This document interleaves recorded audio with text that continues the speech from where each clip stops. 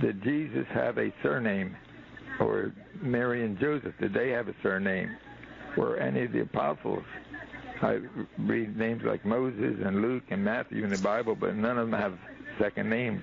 The only one I see with a second name, surname, is Mary Magdalene. If she had a last name, how come nobody else got a last name? And if they did, I don't see it written anywhere. Well, Gabe, you actually ask a question that a lot of people ask when they read the Bible in Sunday school, like I did, and that is, gee, how come people didn't have last names or middle names back then? Jesus was Jesus of Nazareth. And you have to remember that back then, population was not very high.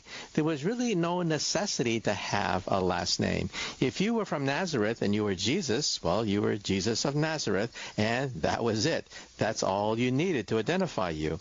However, as populations began to rise during the Middle Ages, this began to become very inconvenient.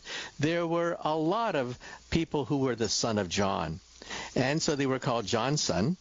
But there were a lot of them, and so the idea of a middle name began to be born during the Middle Ages. Shakespeare became William Shakespeare because of the fact that during the Middle Ages, populations began to rise.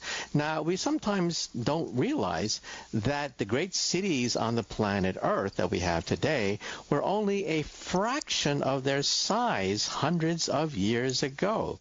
When we read about Paris and we read about Berlin and we read about New York, well, turn the dial of the clock back and you begin to realize that they were settlements. They were villages if you go back far enough.